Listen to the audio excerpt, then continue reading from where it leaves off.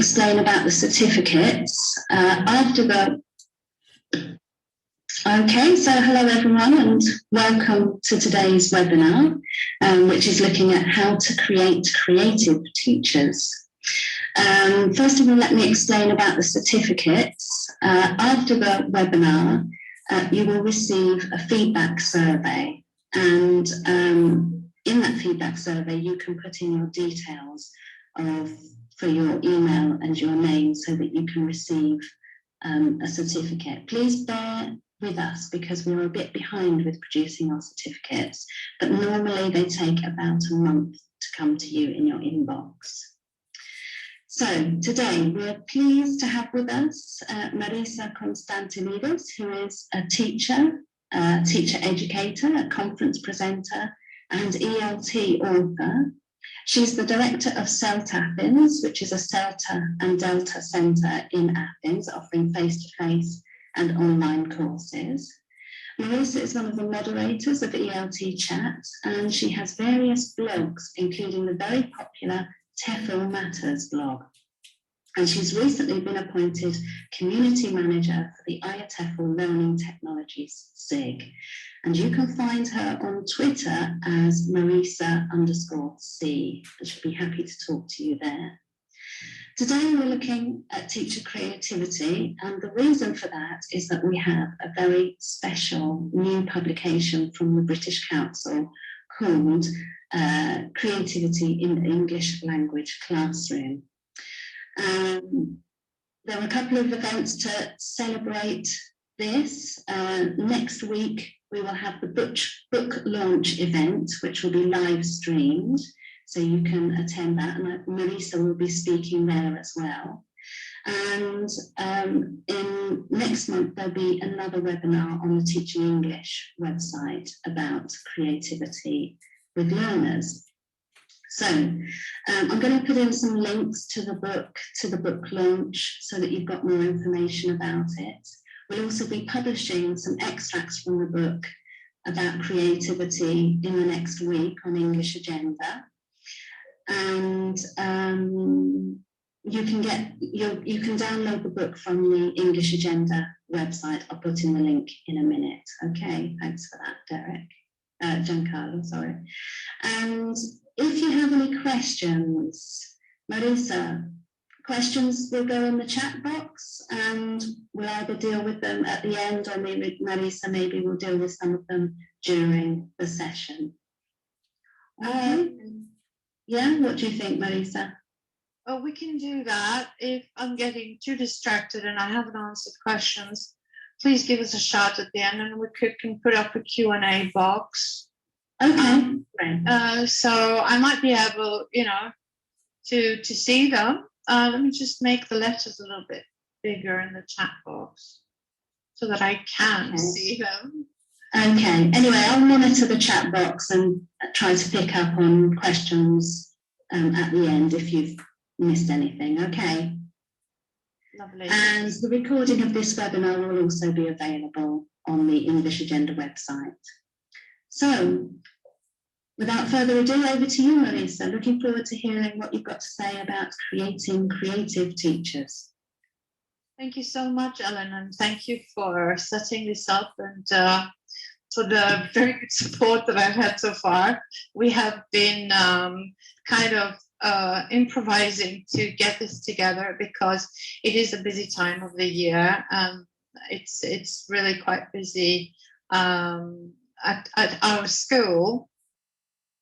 But I was quite excited to be involved in this publication and very pleased to have been invited to talk about the a topic that I've been working on for quite a long time.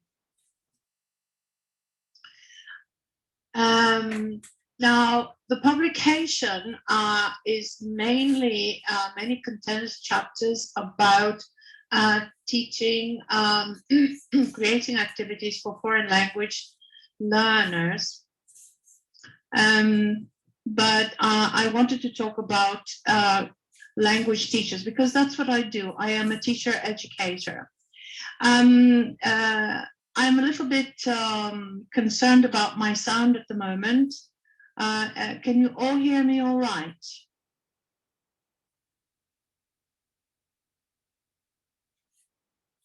The sound is good, and I can see some. I deliberately ask you so I could see your names again. Great. That's very good. Lovely. Hello, everyone. Thank you. Thank you so much for coming to this talk. I hope you get something out of it, and even if you are not a teacher trainer, hi Tita, hi everyone. Oh, got so many good, so many familiar names from the City of Kings. Wow. Hi. Okay, so you've already said where you're from. Could I just have an indication of how many of you are currently teacher trainers? Adib is the first one who declared himself. So how many of you are teacher trainers? Can you just type yes if you are a teacher trainer so I can see the count? 1, 2, 3, 4, yes.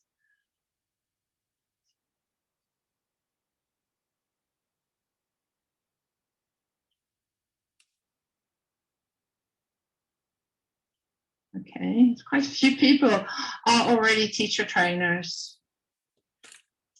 Indeed, Adam, you taught me everything I know. Thank you so much.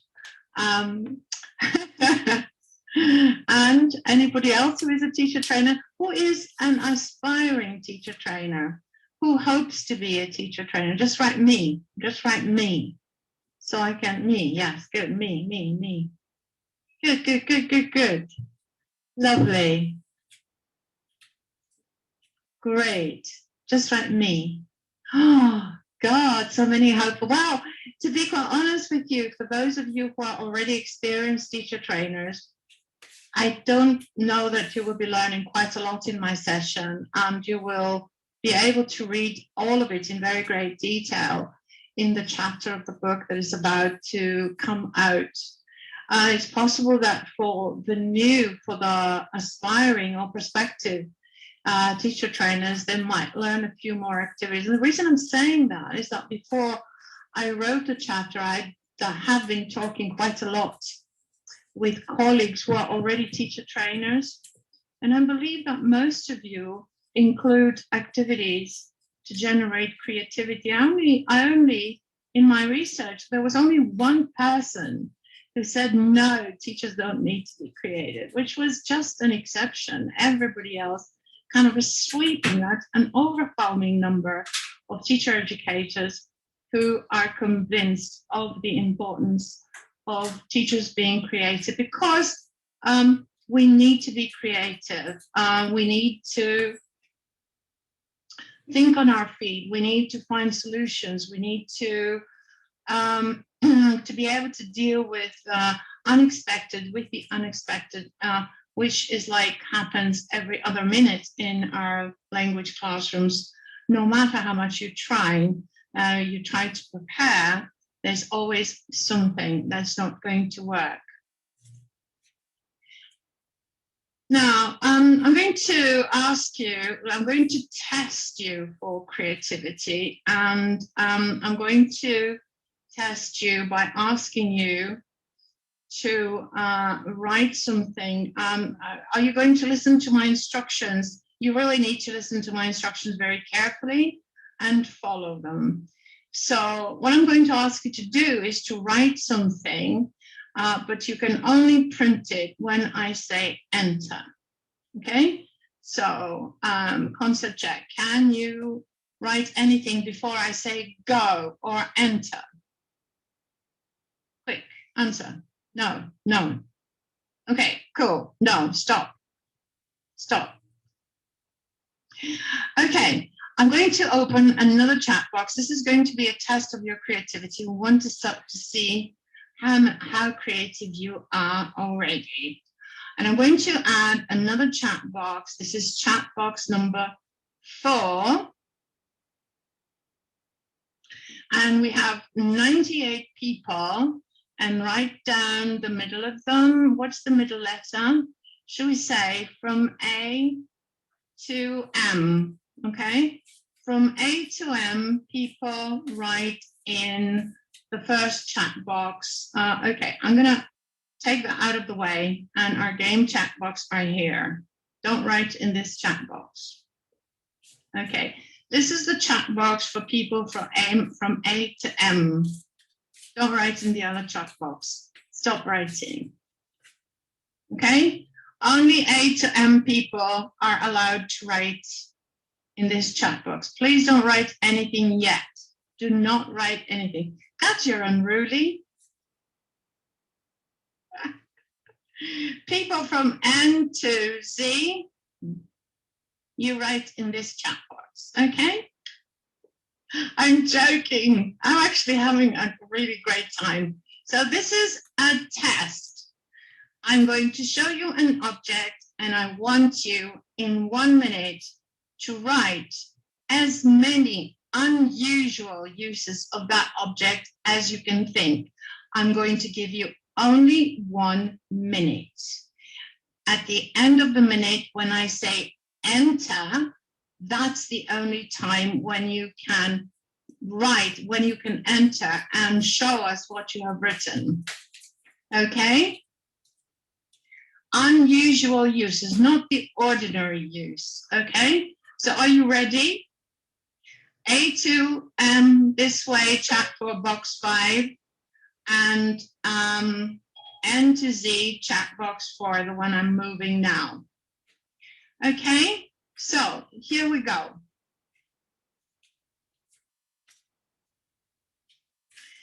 Now I'm going to ask you to write as many unusual uses of a chair, obviously not to sit on, and you are not allowed to press enter until I'll tell you to do so. You can start writing now, but you cannot press enter. Start writing, you have 1 minute. As many unusual uses as you can. Go.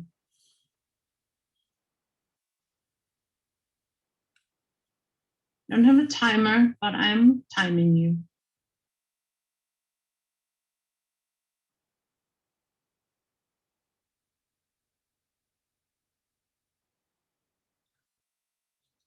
Using my phone, okay.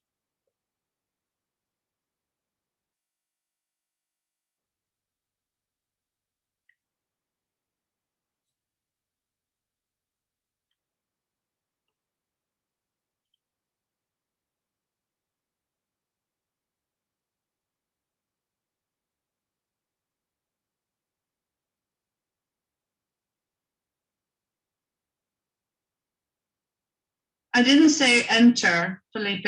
You're not allowed to do that. I didn't say enter, Efrosini. No one is allowed to enter yet.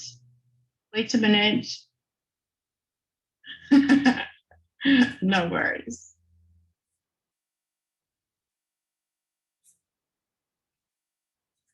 Okay, we have 20 seconds to go. Are you still typing ideas? Okay, I'm going to count. Ellen is here. Ellen's going to, can you count who has the most answers, the highest number of answers on the left-hand chat, on chat 5, chat box 5, chat box 4 is mine. Okay, so enter now. The rest of you who were unruly, good Lord. I'm doing the rest one, the right one. Ellen is doing the left one.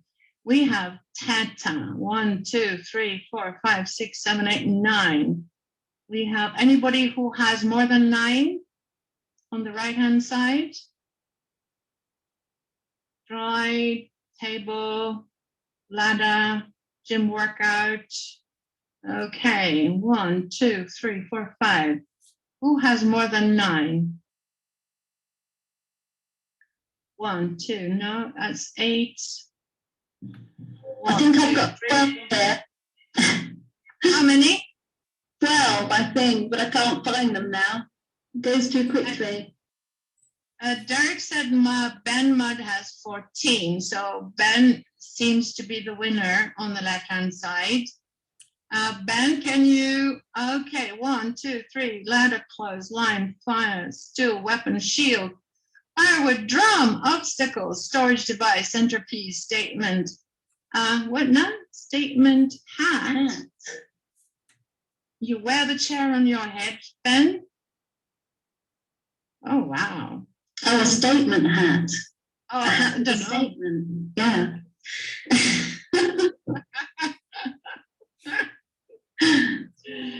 Okay, that's great. That's great. Now, this was just a little game to get you started, to get you warmed up, as it were. And this is perhaps one of the activities that I would probably use with learners. But if I was meeting a new group of teachers, that would be also fun to do. How many unusual uses of things you can have. Now, Ben, I did say unusual. In the real world, where I would have face contact with my students, there would be a follow-up discussion where we would say, where each group would challenge the other and say, well, not really as a footstool, not really as this, they could argue out which of the uses were truly unusual. And there would be quite a lot of talk and arguments and possibly also verbal fights for the group that was going to win. You did it individually, but in the real, in a class, I would do it as a group or as a team. So the team with the highest number of unusual uses would be the winner. Okay, thank you very much for playing this game. I'm going to take out this chat from your view and go back to the original chat. I think, do we have any files? I'm not going to share any files right now. So we could have the chat here for everybody to see. Did you enjoy this activity? Did you think it was fun?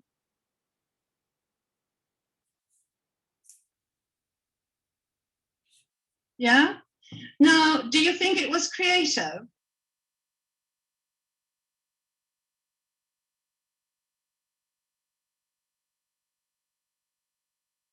Yes? Okay. Now, one of the things that this activity does is get the students to produce lots of ideas. In the first instance, where you typed all your answers, it was I would just accept every single answer you came up with. But and that's what brainstorming is all about. At the second level, we could select the ideas that were most suitable, that were most acceptable, and that's what you do. Creative people have loads of ideas, but not all the ideas are equally good. So when we brainstorm, we go for quantity, we don't go for quality. Later on, we go for quantity. So let me go to my next slide. As an educator, I believe that we all have creative potential. I believe that some of us don't fully realize our potential, possibly because we come from a fairly traditional learning environment where maybe our perceptions of what teachers should be like or how teachers ought to behave or what teachers are supposed to be doing are limited and delineated by the models of teaching that we've been exposed to. And having become, I'm sorry, Maria, I'll try to speak more into my microphone. Having come from a fairly traditional learning background myself, I've often had some issues like that myself.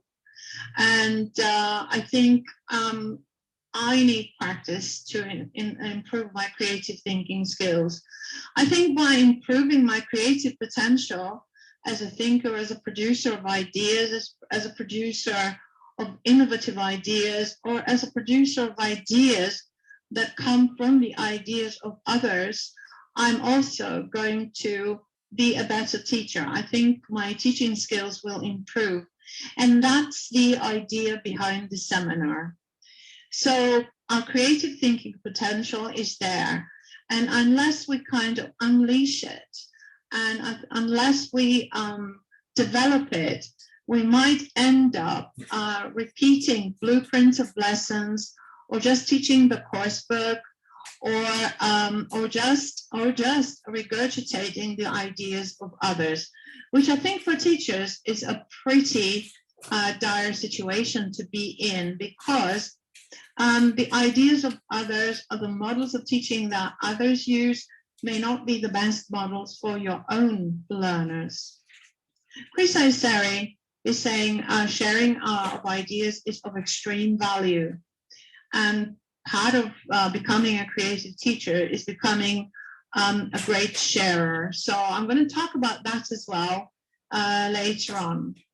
We have evidence and knowledge that comes from various fields, from cognitive psychology, which suggests that aspects of creative thinking are, there are multiple aspects, there are multiple facets of the human intellect that we could be exploring and that we could be developing. Educators believe in creativity, and more recently, I think all of us, have become more alert to this kind of need, possibly after we heard some great talks by, do you remember the great TED Talks by Sir Ken Robinson, How Schools Kill Creativity? I think a lot of teachers have become much more interested as a result of this recent concern. But business people are also interested in creativity, because marketing, creating products, creating innovative products is in the interests of the business world. And I think when we learn about creativity, we need to take information and ammunition and to get ideas from wherever we can find them.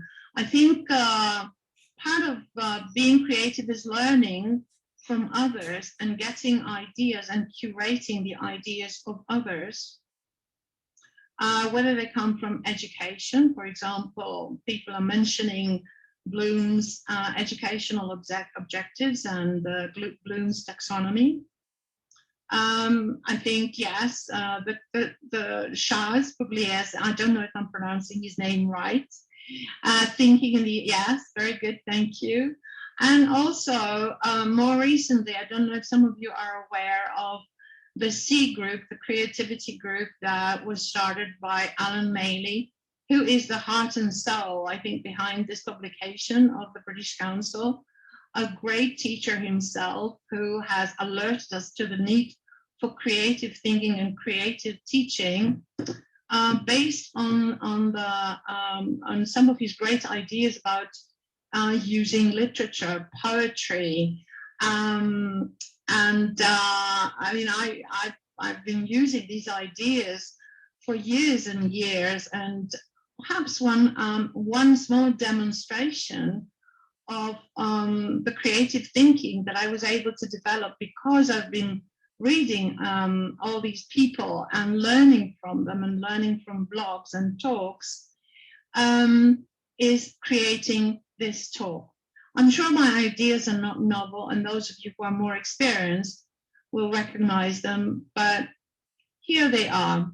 My ideas come from the business world, from educational world. Maria, you cannot hear at all?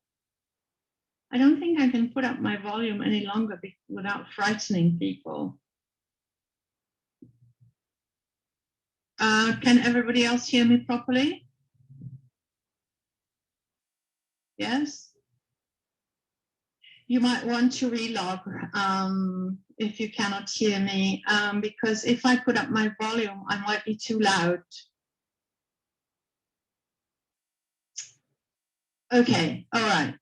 So, according to different sources, including Edward de Bordeaux and his lateral thinking ideas, according to Guilford's educational texts. In the book that's coming out soon, you will find references to all these sources. And according to people who write in the business world, like Terry Rickards, people who are creative are lateral thinkers. They're flexible, they're original, they're highly productive, they generate lots and lots of ideas, they are original, and they can find a variety of solutions.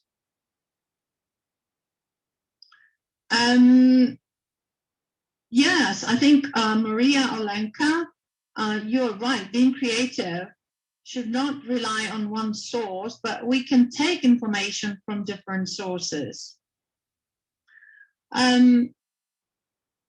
Another way of defining creativity is, some people call it divergent production, and I like this term. I'm not going to call it divergent.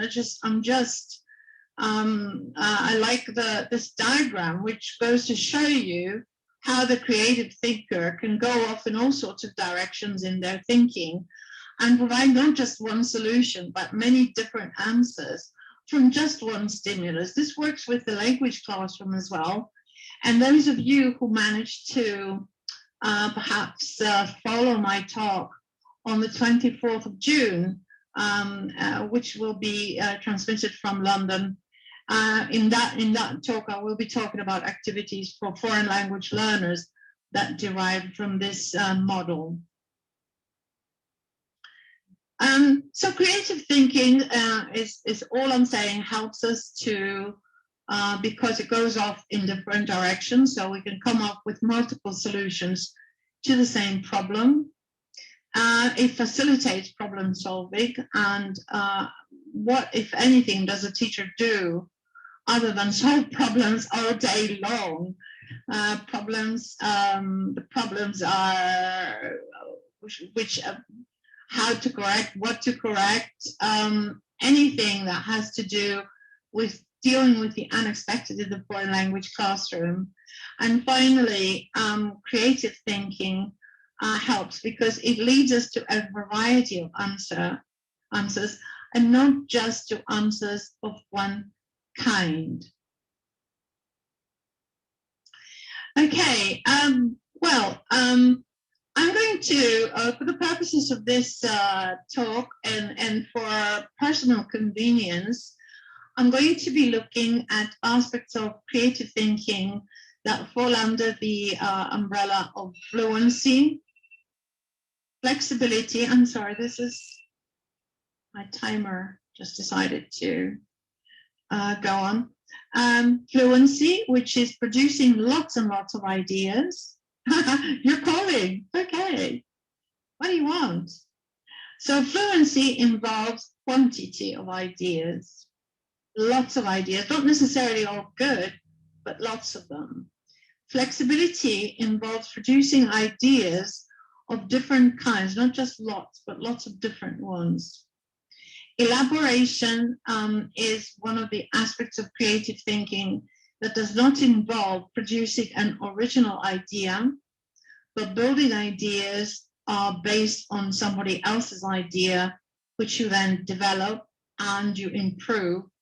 A lot of innovation and a lot of innovative thinkers and a lot of great inventions have been created on the basis of this principle, this aspect of creativity. And finally, the basic kind of bread and butter of the creative thinker, originality. To be creative, all I'm saying is we don't necessarily always need to be original. We can be creative by producing different ideas, by using the ideas of others and building on them, and by producing lots of different ideas to help them, to help ourselves and to help our learners. Okay, so if we take the ideas that I've talked about so far, one activity that I could possibly use with a class of teachers might be to do you remember the unusual uses activity we did as a lead-in in the beginning? I might ask a group of teachers to tell me of some unusual uses they would put a whiteboard to. Okay? So I don't know if you're willing to do the same over and over again, but we just done that activity. So I'm going to try a different activity this time. This falls under the idea of the category of brainstorming, and particularly of producing lots and lots of ideas. Some activities that trainers could use in the training classroom could be, for example, this one, different ways of asking the same question. This is quite a useful activity for the training classroom because a lot of young teachers only tend to ask questions in the same way. So I'm going to write down a question in the notes here.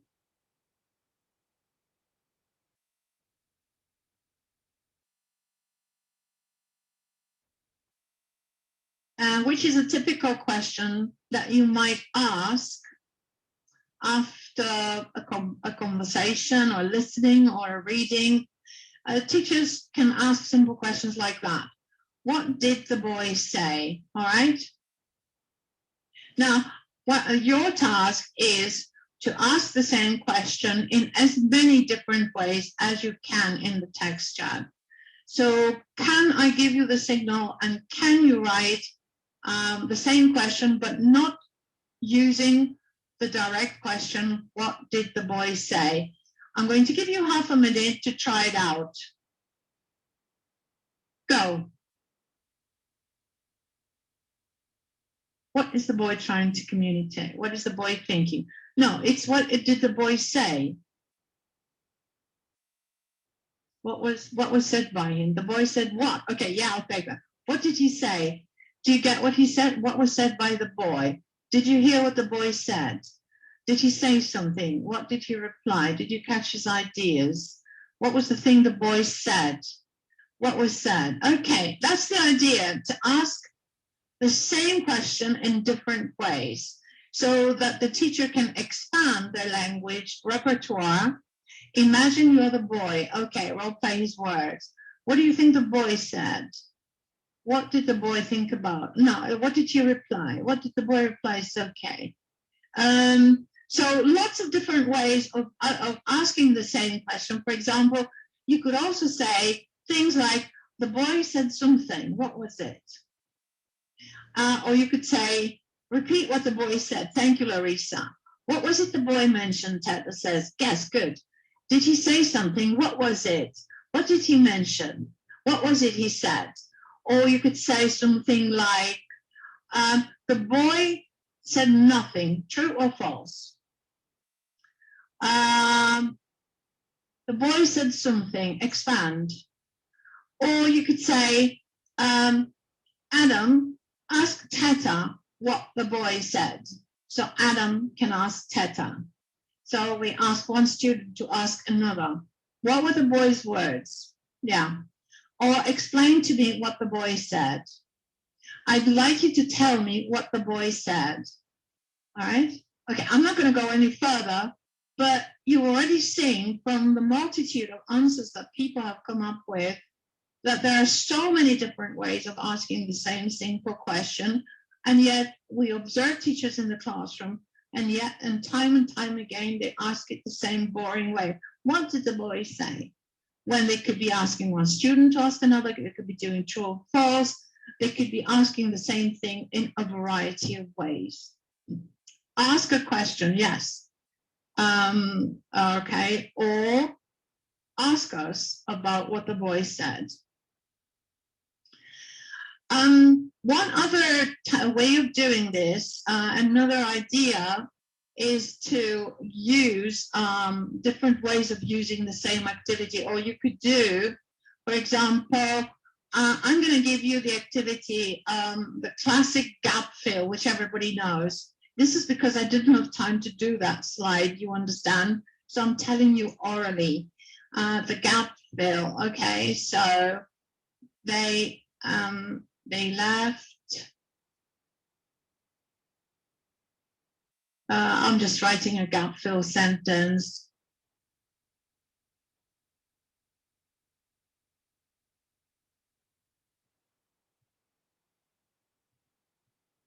Whatever.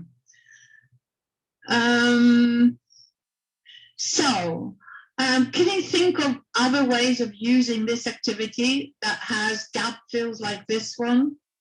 It could be missing a noun, it could be missing a verb, it could be something.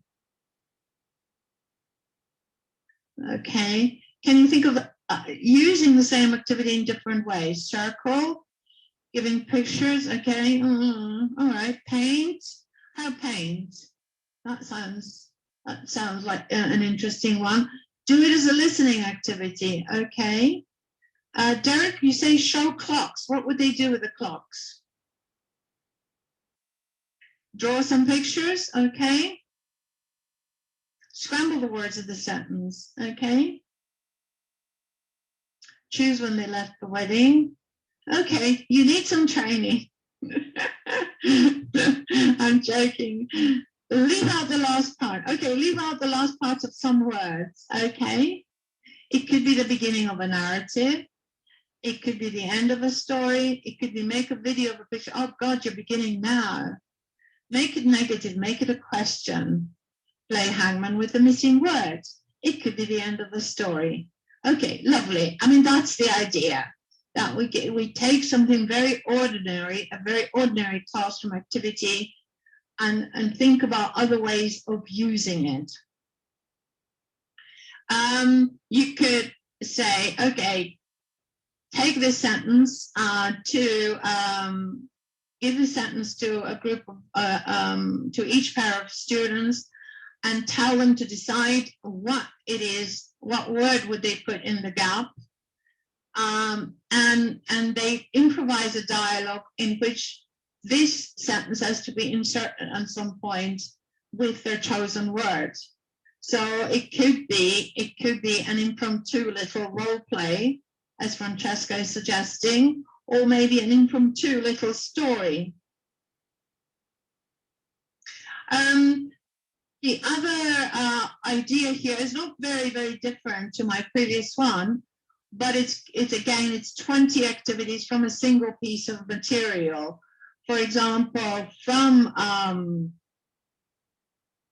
image, let me just check what is my next activity. Yeah, from a single piece of material, think of 20 activities. I'm going to show you this one.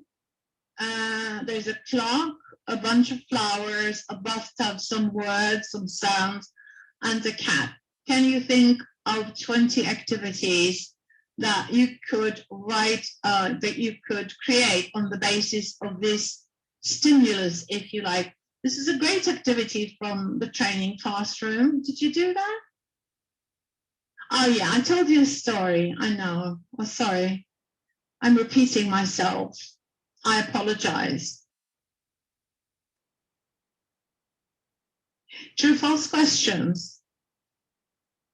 Cut, paste. What's cut, paste? Make a short video on the basis of this one. Peer writing. They could be writing in groups, write a story. Label them, creating cases. What do you mean creating cases? Fill in the gaps using the images. Okay, do an improvisation. Play what is it? What item would they carry on an island?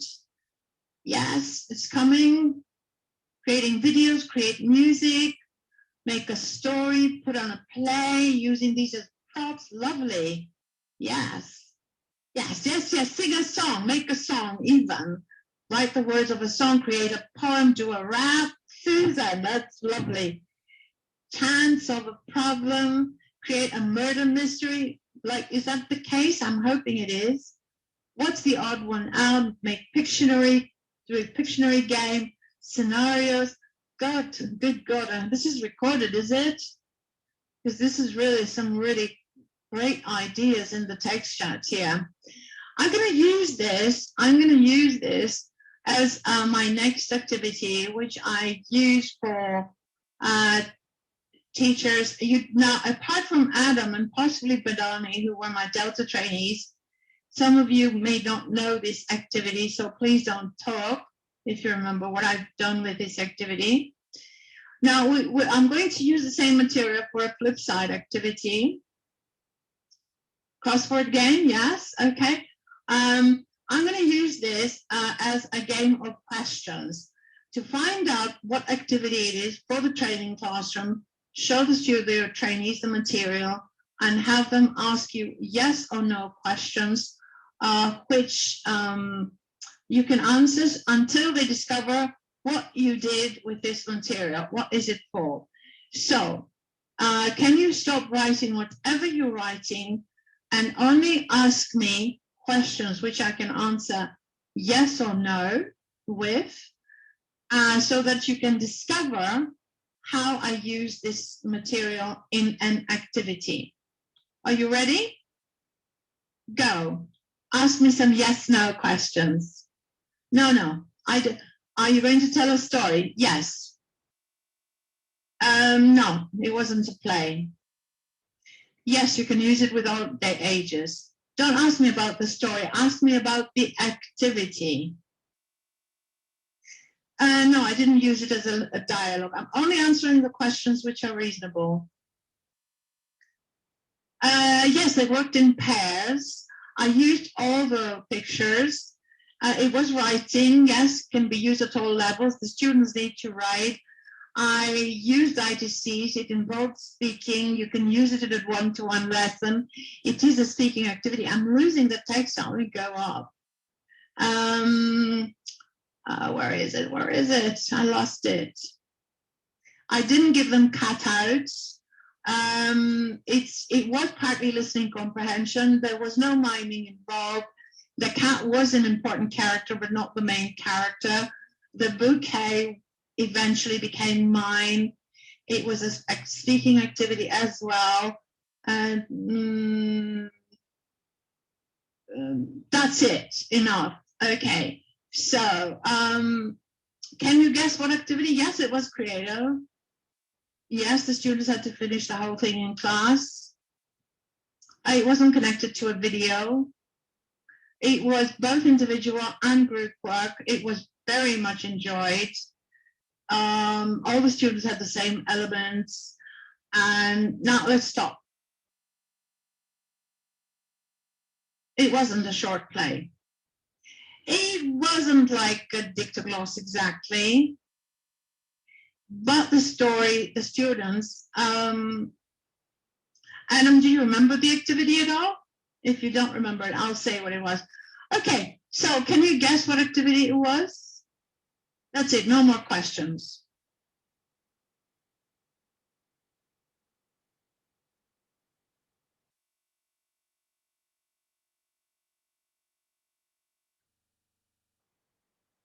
Okay, it wasn't a role play. It was a short story starting from the prompts. The students got the students had to ask me yes or no questions about the actual images and sounds. And from my answers, they had to piece the story together. Then they had to write the story. From my answers, they had to connect any gaps that they had. And then after they presented their own versions of the stories, I actually read them the original story, or I asked them to read it. So it was a kind of TBL lesson, a task-based lesson, where the students created the story first, and then they saw it written. And then, as a follow-up, what I asked them to do to get them to feel a little bit more creative, I asked the groups to create their own story, but not tell it. I asked the groups to draw some pictures and send them to another group to replicate the same thing. Yes or no questions, tell me what I said, and then hear what actually happened. Okay, so this was the learning activity. Everybody, now, another kind of activity that generates creative thinking is putting people in a sticky situation. And one famous activity for that I'm sure you all use this in your classes, is called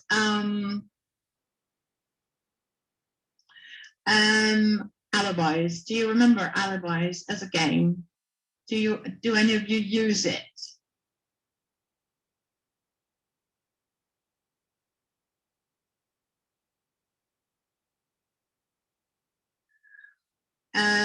In alibis, students are accused of some petty crime that happened at the school, and two of them are sent out and they have to create an alibi for themselves. And it's a predicament. They have to come back and they have to answer questions about it. Now, this one is slightly different. It's called Predicaments. And what I usually do is I have a number of predicaments written on slips of paper, and I give them to each group, and the group decides who they're going to call on the other group and accuse them of this and say, for example, Susan Hilliard, you were seen leading a group of blindfolded students through the mall. Now explain yourself and say why you did that. And the challenge is that the student who is accused of that, they have to get themselves out of that predicament by creating a plausible teaching excuse. This works in the classroom really well, but I use it as a game in the training classroom, putting teaching problems. For example, you were seen gluing apples to a wall outside your class before an IELTS lesson. Okay, why were you doing that? So the teachers have to think of a reason, and that gets them to think more flexibly, to find different ways of looking at the same activity, the same problem. If you don't like this one, which I think is great fun, students really love this activity, you can use it as a generator of predicaments. My students, after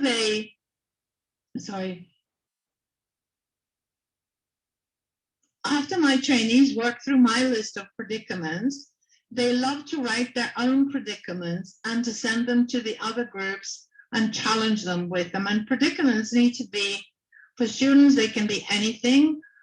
For trainee teachers, they will be teaching predicaments, teaching sticky situations. And balloon debates, again, are another kind of activity which people love. I like to use balloon debates with the different, for example, on the Delta course, a balloon debate about which approach you would, you're beginning to lose height, you're in the balloon, and you have all these approaches in your balloon, which ones you can only keep, yeah? In the training classroom, sometimes we're a little bit more heartless, and we actually name famous people related to creating these methods and approaches, famous linguists, but I am not going to mention anyone's name here, lest they should hear this talk and be offended or frightened that we might throw them out. But students have a lot of fun, and they're creative. They're thinking about reasons why they would do it, why they would keep that method as opposed to the other one, why they would keep, for example, Professor Henry Widdowson as opposed to someone else. I just named one, but I would keep him. I wouldn't throw him out. Okay, so balloon debates. One activity which I really like is, and it generates lots of ideas, it's very, very much of a brainstorming activity, is preoccupations. Preoccupations are from the people in your family, in your circle of friends. They always talk about cars, football, and you cannot say anything else, but they find some way of bringing the conversation back to their favorite topic. So what I do is I make cards for half the class, and they have to talk about their preoccupation, trying to draw the conversation over to their side. So, for example, one student would have drilling as a preoccupation and the other would have role plays. One would have use of L2, the other one use of L1. One student would have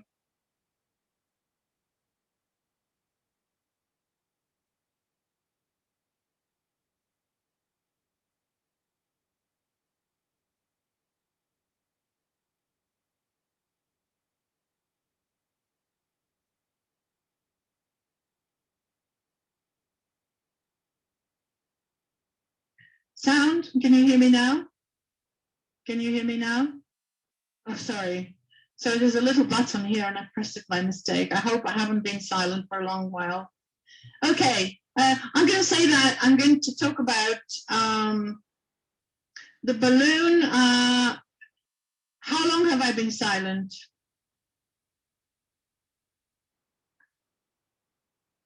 Use of L1. Not long. Okay.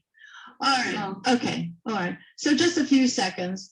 I was just saying that in preoccupations, you give people a particular preoccupation and they have to draw the conversation back to their topic in a way which makes them think of a lot of arguments or a lot of ideas around their topic. And around the topic, they can draw back. So, for example, you would get two people to battle out PPP versus TVL. Okay, so I'm going to go on because I don't have very much time. So if you missed out a few minutes, I'm hopeful that there will be a recording for you to listen to them. Okay, Fluency is also on a training course. We very often rely on, we need teachers to be fluent and teachers to think quickly on their feet and teachers to be creative about using a language. So one of the ways, one of the activities that I cannot actually do here because I need someone to be talking to have sound is things like keep asking questions.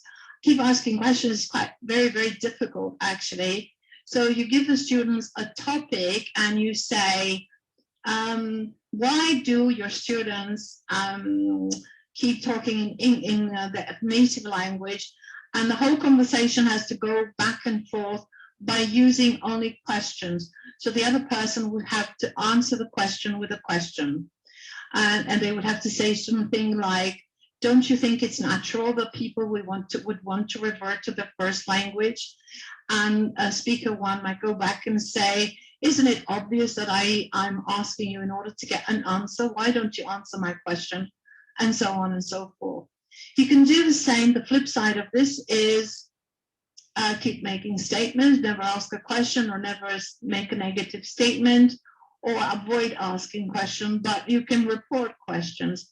Reporting questions is an art for teachers that they need to master, and particularly, yes, Susan, did you want to ask me something? Okay, all right, cheers, Susan. Reporting questions is a very important skill, linguistic skills for teachers, linguistic skill, and they do need a lot of practice. So if you want to give them some practice on that, let them play games like this one. Okay, role plays are also great to use, but role plays with an attitude. For example, these are now we are moving a little bit towards activities that are not simply practice of the building blocks of creativity like fluency, flexibility, elaboration, and originality, but we are moving towards more holistic activities. So this is like the end product of what teachers need to do. So a role play with an attitude would be like, how would you organize a reading circle in your school? Or how would you introduce literary evenings or something like that? And students have to have an attitude. One of them would be the school principal. The other person would be the financial advisor, who is a little bit stingy about money. Another person would be a teacher who is unwilling to put in the extra time. Yeah, no problem. I will upload them on SlideShare as well, if that's okay. And I will try to keep the links live.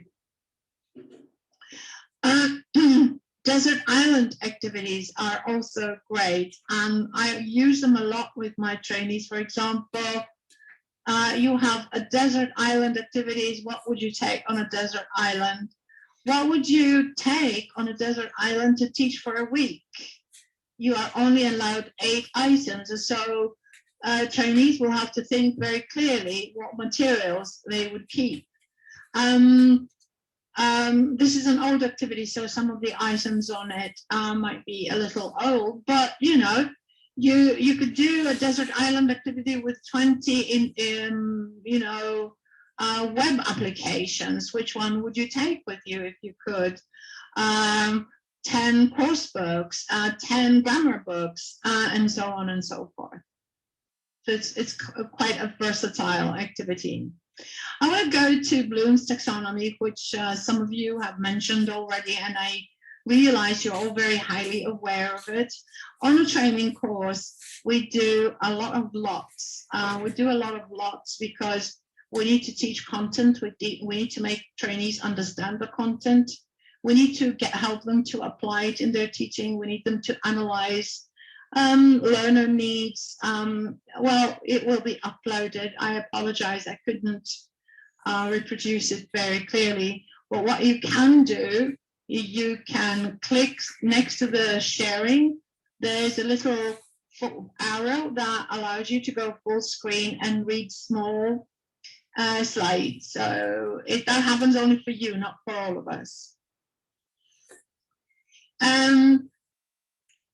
And I think at the top of the rank, we have higher order thinking skills.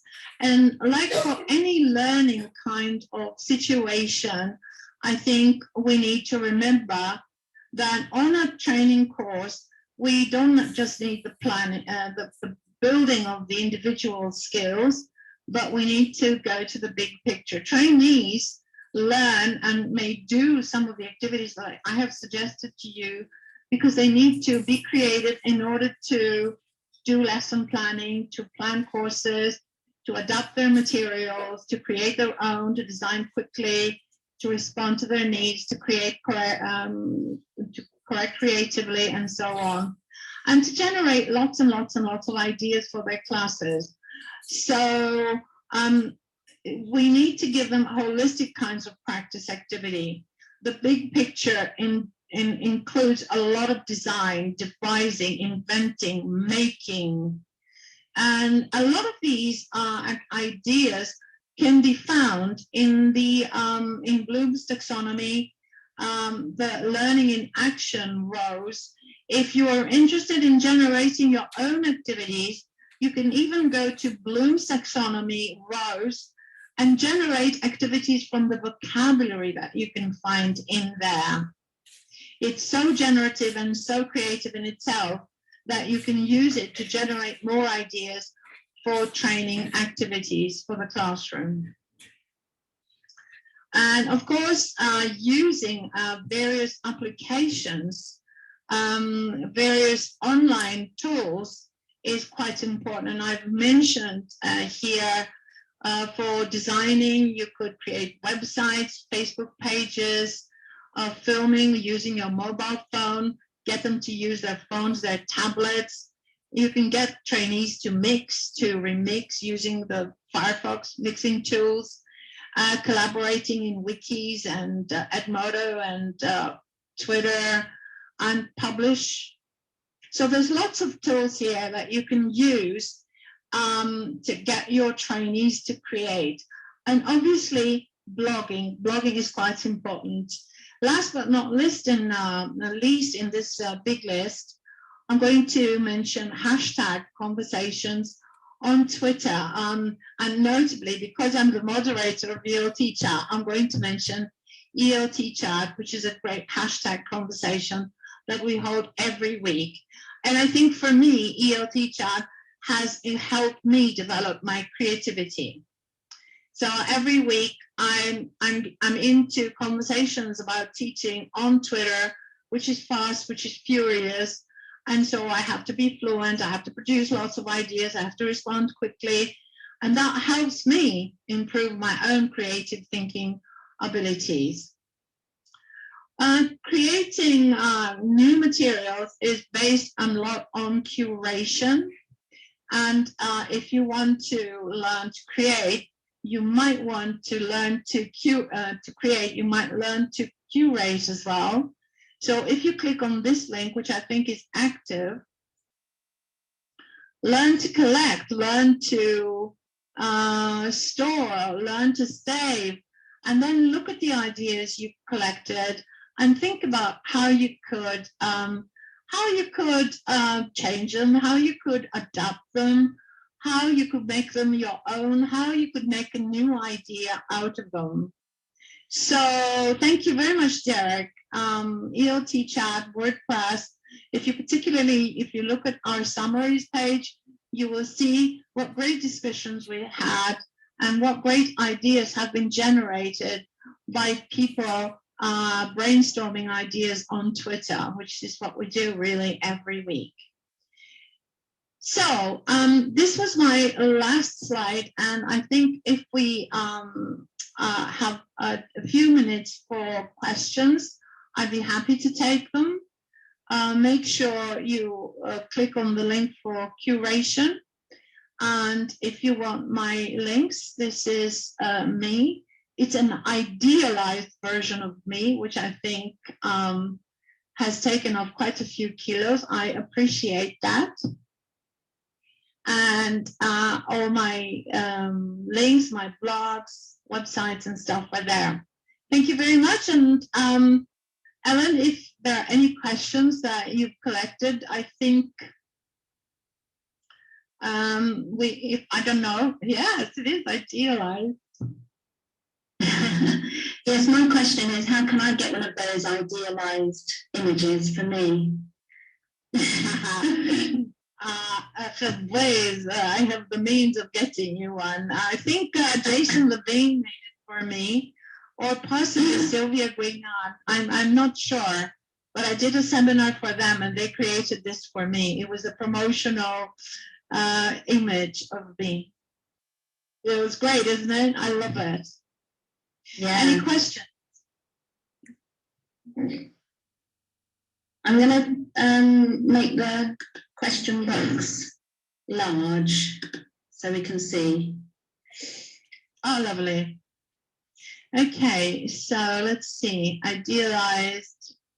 Is there an audio chat on any app? I don't know. Audio chat. I think Google Talk is audio. What shall we find? The slides. I'm going to put them on my slide share, but I think Ellen said that they will be up on the agenda website as well. Photoshop, yes. Of course, Photoshop. What do you think? Do you think this is the real me? Well, I think the volume that's going to come out will have loads of these activities. And on the 24th of June, I'll do classroom activities. Some of these activities will be turned into classroom activities. How's it going in Greece? It's not good. Thank you all for coming. Okay, tricky for higher levels. I don't see any other questions here. Lots of socializing, which is great because seminars are a good way to do this. Thank you for coming, Victor. Back to the drachma suit. It looks like it. Oh, that's a nice link that you shared, Helen. That's lovely. Thank you. Yeah, the book's now up and available, so you can download it. It is the book. Oh, I didn't know that. I'm so excited. My God. Where is I'm so excited I lost the page here. Thank you, Ted. I give my love to everyone. This is a school in Athens, Greece, and these are really people I have known for a long time. Thank you for coming. Any questions? Okay. May have time for, we've gone over time now, but I don't, it seems to be lots of thank yous now, Melissa. So That's about it. I think people have asked what they needed to ask. Yes. So just to say from me, a heartfelt thank you to you for coming and doing this webinar, and I'm looking forward to seeing you in the live stream about the same time next week. Oh, yes, when you're in London at the launch event. That would be lovely. So you're not in London, Ellen. You are in Barcelona, I think. I'm in Italy. You're in Italy. Wonderful. Yes. What an international event. Thank you so much for organizing and introducing me, and thank you all for coming here. I'm just putting in the details again in case you missed it for the launch event next week and for the book. Thanks everyone for coming. Thanks, Marisa. Enjoy the rest of your day, everybody. I'm going to end the meeting now. Thank you. Bye-bye.